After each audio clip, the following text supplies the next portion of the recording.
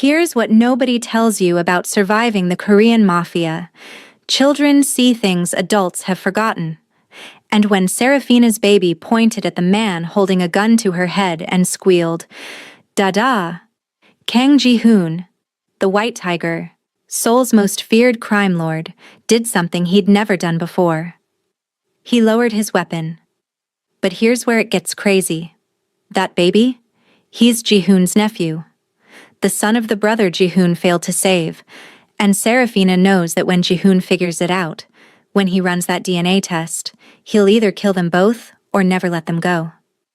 Before we continue, hit that subscribe button right now, because what happens next involves a penthouse prison, a shootout in a bulletproof SUV, and a marriage proposal from the most dangerous man in Asia. You do not want to miss this. No one survives kneeling before the White Tiger. But when Kian, barely 18 months old, still chubby with baby fat, pointed at Ji-hoon and squealed, "Dada! Dada!" with the kind of pure joy that only toddlers possess, something impossible happened. Ji-hoon's hand stilled on the trigger. Every enforcer in the room, 15 armed men who'd watched their boss execute people for less than breathing wrong, froze. Because they'd never seen this. The Don's face draining of color, his weapon lowering, his eyes locked on a child like he was seeing a ghost. "What did you say?" Ji-hoon's voice was barely a whisper. Kian just giggled, reaching for him with grabby hands, bouncing in Serafina's arms like this murderer was his favorite person in the world. Serafina's mind was screaming. He knows. He has to know. Those eyes. Kian has Taejin's eyes, and Ji-hoon sees it. "He's not yours." Ji-hoon's words were flat, but Serafina heard the razor wire underneath. She clutched Kian tighter, the lie ready on her tongue, the same lie she'd rehearsed for 18 months. "No. He's my nephew. My sister's boy." "And your sister?" "Dead. Car accident. I'm all he has." But, wait. Here's what makes this moment even more insane. Ji-hoon crouched down, bringing himself eye level with the child. And Kian? He grabbed Ji-hoon's face with both hands and laughed, not scared, not crying, laughing. Like he recognized something in this killer that no one else could see. "Children don't lie," Ji-hoon murmured, his thumb tracing Kian's cheek with a gentleness that made every man in the room shift uncomfortably. "They see things we've forgotten how to see." Then Ji-hoon stood, and his voice turned to ice. "Take them to the East Wing. They don't leave the penthouse. No one touches them. No one even looks at them without my permission." One of his enforcers, a scar-faced man named Minho, stepped forward. "Boss, she's a witness. She knows about the Park family hit." Ji-hoon's fist connected with Minho's face before the man could finish. Blood sprayed. Minho's head snapped back. The sound of cartilage breaking echoed in the silence. "I didn't ask for your opinion." Ji-hoon turned back to Serafina, and for just a moment she saw past the monster. She saw confusion, maybe even fear. "You'll stay here until I figure this out." "Figure out what?" Her voice was steadier than she felt. "Why does my dead son know your baby?" And that right there, that dead son comment? We're coming back to that because Ji-hoon's past holds the key to everything that happens next. But I can't explain it yet without spoiling the twist. Keep watching. The penthouse was obscene, floor-to-ceiling windows overlooking the Han River, furniture that cost more than most people's yearly salary, everything white, black, or glass, sterile and cold as the man who owned it. Serafina had been given the East Wing, a bedroom the size of her old apartment, a bathroom with a tub deep enough to drown in, and a nursery that appeared overnight, fully stocked with everything a baby could need. Kian loved it. He toddled across plush carpet, babbling nonsense, throwing designer toys. Serafina couldn't breathe. She was trapped. The windows were bulletproof, locked. The door had guards outside, not guards, executioners on standby. Her phone had been taken. She had no way to contact anyone. And yet, every evening, Ji-hoon came back. Here's where it gets crazy. The White Tiger, Seoul's most feared crime lord, would walk through that door, shed his blood-stained jacket, and get down on the floor to build block towers with Kian. He'd fed the baby sweet potato patiently when Kian smeared it all over his designer shirt. He'd sit in the nursery at night, just watching Kian sleep. "You don't have to do this," Serafina said one night, finding Ji-hoon in the rocking chair with Kian dozing on his chest. "Do what?" "Pretend to care." Ji-hoon's eyes lifted to hers, and even in the dim glow of the nightlight, they were devastating. "I'm not pretending." "Then what are you doing?" "Trying to remember what it feels like to be human." That's when he told her about his son. His voice was hollow, distant. "I had a son once. He'd be about Kian's age now. If he'd lived." Serafina's throat tightened. "What happened?" "Rival family. They planted a bomb in my wife's car. I wasn't supposed to survive either, but I was late that day. A meeting ran over." His smile was bitter, broken. "I built this empire on their ashes, killed every last one of them, hunted them across 3 countries. But it didn't bring my family back. I'm sorry. Don't be. I deserved it. That's what happens when you choose this life." "Then why do you still choose it?" "Because it's all I have left. Until..." He looked down at Kian, sleeping peacefully. "Until now." The silence stretched between them, heavy with things neither could say. Serafina broke it first. "He's not your son. You know that, right?" "I know." Ji-hoon stood carefully, carrying Kian to the crib, laying him down with a tenderness that cracked something in her chest. But he could have been. In another life. He turned to her. The distance between them was 3 feet and 1,000 impossibilities. "You should sleep," he said. But neither of them moved. "Here's what nobody tells you about falling for the wrong person. It doesn't happen all at once. It's not a lightning strike. It's 1,000 small moments. It's watching a killer become gentle. It's seeing a monster try to remember how to be a man. It's the way he says your name, like it's a prayer and a curse all at once." The air between them thickened. Serafina's pulse hammered. She was hyper-aware of everything, the way his chest rose and fell, the faint scar on his jawline, the heat radiating from him. "Ji-hoon. Don't." His voice was rough, raw. "Don't say my name like that." "Like what?" "Like you're not afraid of me anymore. I'm terrified of you." "Liar." He closed the distance, not touching, just there. Close enough that she had to tilt her head back to meet his eyes. Close enough to see the war raging behind them. "I should let you go," he murmured. "Then why don't you?" "Because I'm selfish. Because he looks at me like I'm someone worth loving, and I..." His hand lifted, hovering near her cheek. "I don't want to lose that, even if it's not real." "Ji-hoon?" The alarm shrieked. Red lights flooded the penthouse. Ji-hoon's entire body shifted, from man to predator in a heartbeat. He grabbed her wrist, dragging her toward the nursery. "Stay with him," he ordered, voice like steel. "Don't open this door for anyone but me." "What's happening?" "The Jade Serpents. They've breached the building." Gunfire erupted below, shouts, breaking glass, the sound of men dying. Ji-hoon pulled a gun from the holster at his back, checked the clip with practiced efficiency. His face had transformed, no longer the man who'd been seconds from kissing her, but the Don who'd built an empire on corpses. "If I don't come back..." He stopped, looked at Kian, then back at her. "If I don't come back, there's a safe in the master bedroom. Code is 0324. Everything you need to disappear is inside." Her heart stopped. "How do you..." But he was already gone. And here's the thing that changes everything. The code, 0324, March 24th. Taejin's birthday. Ji-hoon knew. He'd always known who Kian really was. The gunfire was getting closer. Serafina pressed her back against the nursery wall, holding Kian tight. He was crying now, scared by the noise. She sang to him, some half-remembered lullaby, but her voice shook. She could hear Jihoon shouting commands in Korean, could hear the wet sound of bullets finding flesh, could hear men screaming. Then, an explosion. The whole floor shook. Kian's cries turned to screams. The nursery door splintered, not from the inside, from the outside. A man stepped through the smoke, black and gold colors, not Jihoon's. He grinned when he saw her, yellow teeth gleaming. "Well, well," he said in accented English. "The white tiger's little pet, and his precious cargo. Boss is gonna love this."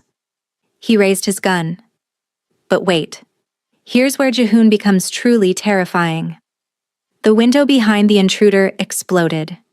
Jihoon came through it like something out of a nightmare, glass shards glittering in his hair, blood streaming down his face, eyes burning with a fury that made the rival freeze. The fight was brutal, fast, final. Jihoon didn't just kill the man, he destroyed him. Broke his arm, his ribs, his neck, all in under 10 seconds. Then he was across the room, his hands framing Serafina's face, checking her for injuries with shaking fingers. "Are you hurt? Is he hurt?" "We're okay, His forehead dropped to hers. Just for a second. Just long enough for her to feel him trembling. "I'm getting you out of here," he said. "Both of you, tonight." "Jihoon?" "I know who he is, Serafina." His eyes burned into hers. "I know Kian is Taejin's son. I've known since the first day." Her breath stopped. "I ran the DNA test while you were sleeping. The results came back 3 days after you arrived." His thumb brushed her cheekbone. "I know you've been protecting him. I know every day you stay with me, you're both in danger. Then why didn't you kill us?" "Here's the truth that breaks everything open. Because he's all I have left of my brother." His voice cracked. "And because you..." Another explosion. Closer this time. Jihoon cursed, pulling her toward the door. "We're leaving. Now." What was Jihoon about to say? Why does he really want to keep them close?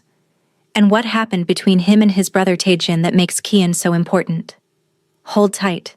The answer is coming, and it's going to destroy you. The underground garage was a war zone.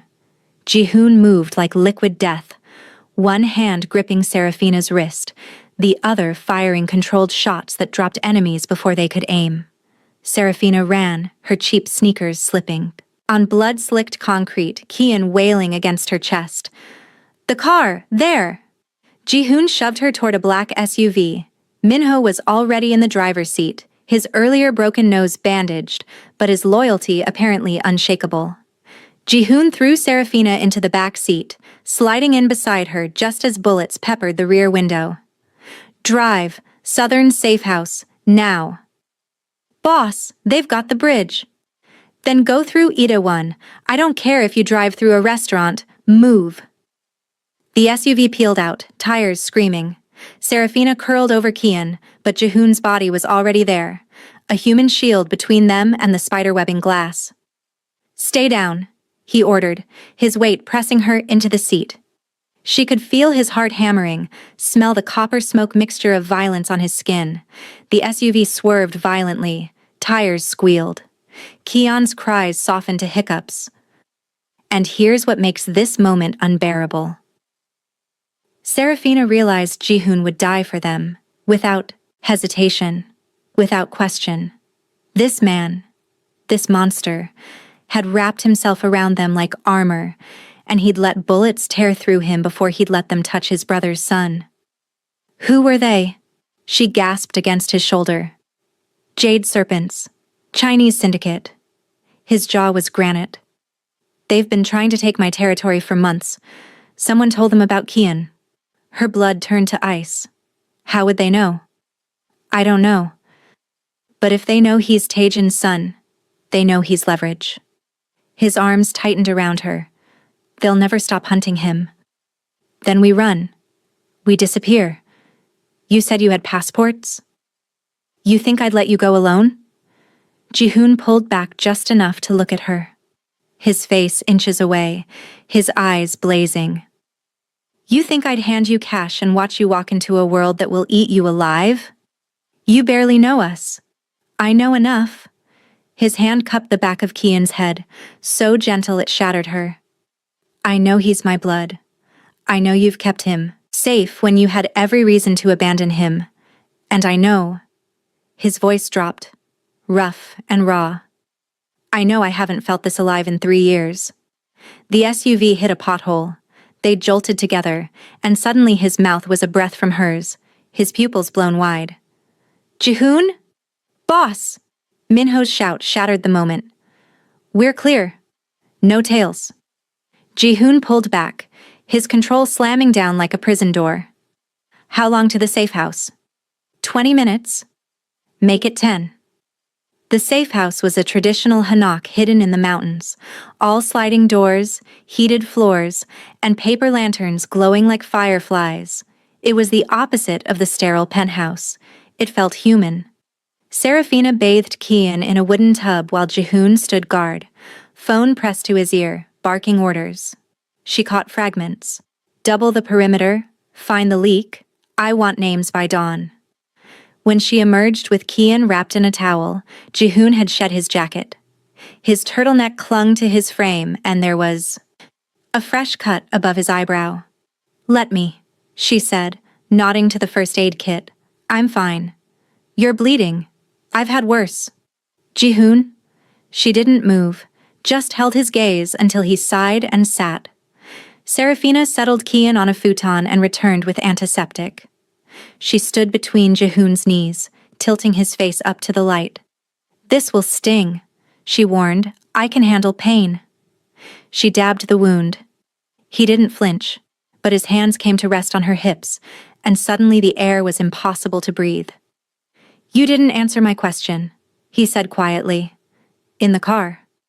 What question? Why didn't you run? You had chances. The bathroom window doesn't have sensors. You could have taken Kian and disappeared. Her hands stilled. How long have you known? Since day 3. His thumbs traced small circles against her hip bones. I wanted to see what you'd do. If you'd try to escape. If you'd betray me. And? You stayed. You let me hold him. You let me. He swallowed. Hard. You let me pretend I wasn't a monster. Here's the moment everything changes. Serafina set down the antiseptic, her hands shaking. Jihoon, we can't. I know. But he didn't let go. I know this is insane. I know I've kidnapped you, terrorized you, dragged you into a war. I know I'm the last man on earth you should trust. Then why won't you let me go? His eyes met hers, and the raw hunger in them nearly knocked her over. Because you look at me like I'm more than the white tiger. Because Kian laughs when I make stupid faces. Because for the first time since I lost my family, I woke up and didn't wish I'd died instead of them. Her hands moved on their own, framing his face, feeling the rough stubble, the sharp angle of his jaw. This is crazy. I know. You're a criminal. I know. I should hate you. You should. His hand slid up her back, pulling her closer. Do you? I don't know what I feel, but it's not hate. He made a sound, low in his throat, half groan, half surrender. Serafina. Don't, she whispered. Don't say something you'll regret. The only thing I regret is not finding you sooner. And then he kissed her. It wasn't soft. It wasn't gentle. It was 3 years of grief and rage and loneliness exploding into something that tasted like desperation and felt like drowning. His mouth claimed hers like he was starving, and she kissed him back, like she'd forgotten how to breathe any other way. Her fingers tangled in his hair. His hands gripped her waist hard enough to bruise. She gasped, and he deepened the kiss, swallowing her moan. When they finally broke apart, both panting, his forehead pressed to hers. Tell me to stop, he rasped. I can't. Tell me this is wrong. It is. Then why does it feel like the only thing I've done right in years? She didn't have an answer, so she kissed him again. But here's what they don't know. Outside, in the darkness, someone was watching. Someone who'd followed them from Seoul. someone who knew exactly what Kian was worth. The war wasn't over. It was just beginning. They didn't sleep that night. Jihoon carried Kian to the bedroom, tucking him in with a tenderness that made Serafina ache. Then he returned to the main room, where she sat by the fire. "I need to tell you something," he said, sitting beside her. Not touching, but close. "About Taejin." Her heart kicked. "What about him?" "He called me the night he died." Jihoon's voice was hollow. "I was in a meeting. I didn't answer. By the time I called back, he was already gone." He pulled out his phone with shaking hands and played the voicemail. Taejin's voice crackled through. "Hyung, if you're hearing this, I'm probably dead. I fell in love with the wrong person, got mixed up in the wrong deal. But I need you to promise me something. There's a baby. My son. Kian. I hid him with someone good. If anything happens to me, find him. Keep him safe. Don't let him grow up in this world. Please, Hyung." The voicemail ended. Serafina's vision blurred. "He never told me he called you. He didn't tell me about you either. Just that he'd hidden his son somewhere safe." Jihoon pocketed the phone. "I searched for months, hired investigators, but I couldn't find Kian. I thought maybe Taejin was delirious, that I'd failed him one last time. Until Kian called you Dada. Until he looked at me with Taejin's eyes." Jihoon's voice cracked. "And you kept your promise. You raised him alone, with no money, no support, no safety net. You could have given him up, but you didn't." "I loved Taejin," she said thickly. "He was my best friend. When he showed up at my door with a baby, bleeding and terrified, he begged me to hide Kian. To never tell anyone. He said..." Her voice broke.